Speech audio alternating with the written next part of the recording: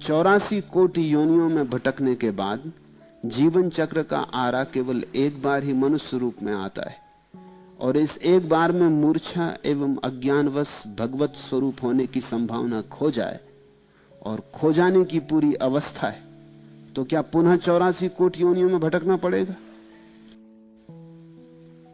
तुम चाहोगे कि मैं तुमसे कह दूं कि नहीं जी, कोई चिंता की बात नहीं, 84 कोटि योनियां वगैरह नहीं होती, ताकि तुम निर्भर हो जाओ और लग जाओ अपनी वासनाओं की दौड़ में। फिर सत्य यही है कि ये जो वर्तुल है ये घूम रहा है। तुमने अगर मनुष्य होने का लाभ ना उठाया तो तुम मनुष्य होने का हक खो देते हो। इस सीधा सा गणित है। आखिर मनुष्य होने का हक तुम्हें मिला है। बुद्ध से किसी ने पूछा, एक युवक आया, संन्यास्त होना चाहता था। उसने पूछा कि आपको देखकर, राह पर आपको चलते देखकर, आपकी ये प्रसादपूर्ण कांति, आपका ये अपूर्व अपार्थिव सौंदर्य, मेरे मन में भी बड़ी गहन आकांक्षा उठी, मगर मैंने कभी इसके पहले सन्यास का सोचा भी नहीं था, और मैं कभी धर्म इत्यादि में उत्सुक भी नहीं रहा। पंडित पुरोहितों से मैं जरा दूर ही दूर रहा, मगर आपको देख के मैं बड़ा आंदोलित हो गया हूं, और एक भाव उठता है भीतर कि मैं भी दीक्षित हो जाऊं। मगर ये मेरी समझ में नहीं आता कि अनायास इतनी बड़ी बात होने की मेरे मन में कैसे कामना आ गई। बुद्ध ने आंख बंद की और उसे कहा, युवक तुझे पता नहीं, तू पिछले जन्म में हाथी था, जंगल में आग लग गई थी और तू भागा जा रहा था, सारे पशु पक्षी भागे जा रहे थे, थका मांदा तू एक वृक्ष के नीचे थोड़ी देर विश्राम करने को खड़ा हो गया, और एक पैर के नीचे कांटा चुभ रहा था, तो तूने वो पैर ऊपर उठाया। जिस बीच तूने पैर ऊपर उठाया उसी बीच एक खरगोश तेरे उस पैर के नीचे आके बैठ गया। तूने नीचे देखा, वो मौका ऐसा था कि तुझे एक बात दिखाई पड़ी, हम सभी अपने जीवन के लिए भागे जा रहे हैं, ये खरगोश भी बेचारा भागा जा रहा, मैं थक गया, मैं हाथी हूं, तो ये भी थक गया, और ये किस निश्चिंतता से मेरे पैर के नीचे बैठा, जो मैंने उठाया हुआ मैं रखूंगा पैर नीचे तो ये मर जाएगा। वो घड़ी ऐसी थी कि तू अपने जीवन के लिए इतना उत्सुक था, तेरी जीवेशना इतनी प्रबल थी कि बच जाऊं, कि तुझे यह लगा कि जैसे मैं बचना चाहता हूं वैसे सभी बचना चाहते। तुझे बड़ा बोध हुआ और तू पैर वैसा ही उठाए खड़ा रहा, और वो खरगोश नीचे निश्चिंत बैठा रहा। जब खरगोश हट गया तब तूने पैर नीचे रखा, लेकिन पैर अकड़ गया था, तू नीचे न रख पाया, गिर पड़ा। खरगोश तो बच के निकल गया, लेकिन तू उस जंगल में लगी आग में जल के मर गया। लेकिन मरते वक्त तेरे मन में बड़ी तृप्ति थी, एक अपूर्व उल्लास था, एक आनंद का भाव था कि मैंने खरगोश को नहीं मारा, चलो मैं मर गया, ठीक। उसका फल है कि तू मनुष्य हुआ।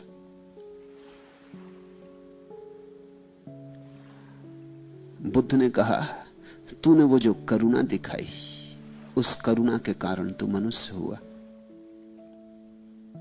उसी करुणा के कारण तेरे भीतर ये बीज पड़ गया। बुद्ध कहते थे, जिसके जीवन में करुणा हो उसके जीवन में प्रज्ञा आती, बोध आता, और जिसके जीवन में प्रज्ञा हो उसके जीवन में करुणा आती। ये एक ही सिक्के के दो पहलू। तो जो व्यक्ति ध्यान को उपलब्ध होकर प्रज्ञा को उपलब्ध होता, उसके जीवन में महाकरुणा आ जाती। उस करुणा के कारण आज राह पर चलते मुझे देखकर तेरे मन में यह भाव उठा। यह अकारण नहीं है, इसके पीछे श्रृंखला है। मैं तुमसे कहता हूं कि तुम मनुष्य हो, यह अकारण नहीं है, कुछ किया होगा, कुछ हुआ होगा। अनंत अनंत यात्रा पथ पर तुमने अर्जन किया है मनुष्यत्व, यह अर्जित है। लेकिन यह अवसर ही है, यह तुम्हारी कोई शाश्वत संपदा नहीं है, तुम इसके मालिक नहीं हो गए हो। यह क्षणभंगुर है, यह आज है और कल चला जाएगा। जैसे अर्जित किया है वैसे ही गंवा भी सकते हो। अगर एक हाथी करुणा के कारण मनुष्य हो सकता है, तो एक मनुष्य कठोरता के कारण हाथी हो सकता है। ये तो सीधा गणित है। ये जो 84 कोटियों की बात है, ये एकदम अवैज्ञानिक नहीं है। और ये 84 करोड़ योनियों की जो बात है, ये केवल कोई पौराणिक आंकड़ा भी नहीं है, ऐसा ही है। अब तो वैज्ञानिक धीरे धीरे धीरे खोज करते करते इस नतीजे पे पहुंच रहे हैं कि हिंदुओं का आंकड़ा शायद सही सिद्ध होगा। इतनी ही कोटियां हैं, अभी तक इतनी पूरी नहीं हो पाई हैं, लेकिन रोज खोज हो रही। पहले तो ईसाई हंसते थे कि 84 करोड़ योनियां दिखाई कहां पड़ती। चलो होंगी लाख, 2 लाख, 50 लाख, करोड़ मान लो, मगर 84 करोड़ योनियां दिखाई कहां पड़ती। लेकिन अब संख्या करोड़ों में हो गई, क्योंकि बहुत योनियां हैं जो अदृश्य, बहुत से छोटे कीटाणु हैं, सूक्ष्म कीटाणु हैं जो अदृश्य, अब उनकी भी गणना हो रही। धीरे धीरे करोड़ों पर संख्या पहुंच गई। अभी आंकड़ा पूरा नहीं हुआ है, लेकिन हो जाएगा आंकड़ा पूरा। ये पूरा वर्तुल है, ये 84 करोड़ आरे, और इनका पूरा चाक है। ये चाक पूरा घूमता है। एक बार तो मनुष्य होने के आरे पर ऊपर आए, शिखर बने। मनुष्य शिखर है। अगर वहां से छलांग लगा ली तो लगा ली, क्योंकि वहां थोड़ा बोध है, बहुत थोड़ा। मनुष्य होने में ही इतना थोड़ा बोध है कि यहां से भी चूक जाते हो तो फिर और हाथी, घोड़े, कुत्ते होने में तो फिर बोध और खो जाएगा। फिर वहां से तो चूकना निश्चित ही है। तो मैं तुम्हें भय से मुक्त नहीं कर सकता, तुम ही भय से मुक्त कर सकते हो। मत चूको, भय खत्म हुआ। भय का उपयोग कर लो, इसको सत्य समझो। ऐसा ही समझो कि तुम जा रहे एक रास्ते पर, मैं तुमसे कहता हूं बाएं तरफ एक गड्ढा है, तुम कहते हो मार डाला। अब हम क्या करें? हमें भय से मुक्त करिए, कहिए कि गड्ढा नहीं। मैं तो कह दूं कि गड्ढा नहीं, लेकिन इससे गड्ढा सुनेगा नहीं, गड्ढा मिटेगा नहीं। मेरे कहने से खतरा बढ़ जाएगा। मैं कह दूं कि गड्ढा नहीं है, जाओ बेटा, मजे से जाओ, गीत गाते हुए जाओ, फिल्मी धुन गाना, कोई गड्ढा वगैरह नहीं है, ये तो तुम्हें डराने के लिए कहा था। अब तुम जरूर गिरोगे। गड्ढा है, दोनों तरफ है, रास्ता सकरा है, रस्सी की तरह पतला है। जैसे रस्सी पे चलते नट को देखा ना, अब गिरा तब गिरा, ऐसा ही जीवन है। खतरा यहां है ही, इसको भय मत समझो। ये सच्चाई है, इस सच्चाई का उपयोग कर लो। इस मनुष्य जीवन के अवसर को खो मत। अजहूं चेत गंवार, अब भी जागो। ये अवसर बड़ा बहुमूल्य है। तुम जैसे गंवा रहे हो, इसलिए बेचारे पलटू दास को कहना पड़ता है गंवार। जैसे तुम गंवा रहे हो, जो गंवाए सो गंवार। परमात्मा की संपत्ति सामने पड़ी है, उसकी गांठ नहीं बांधते, उसकी गठरी नहीं बांधते, और कूड़ा करकट बांध रहे हो।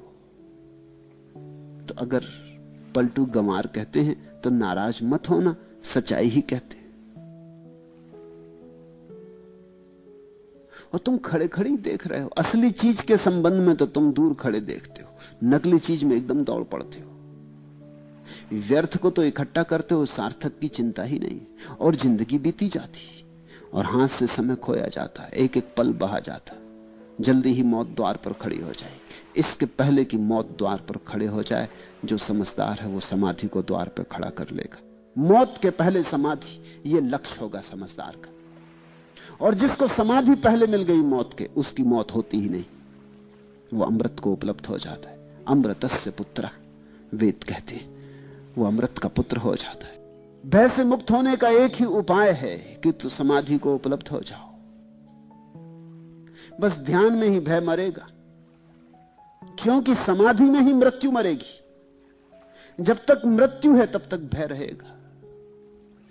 तुम मृत्यु के पार हो जाओ, अमृत का रस ले लो, अमृत बनो। अमृत बन सकते हो, वह तुम्हारी संभावना है।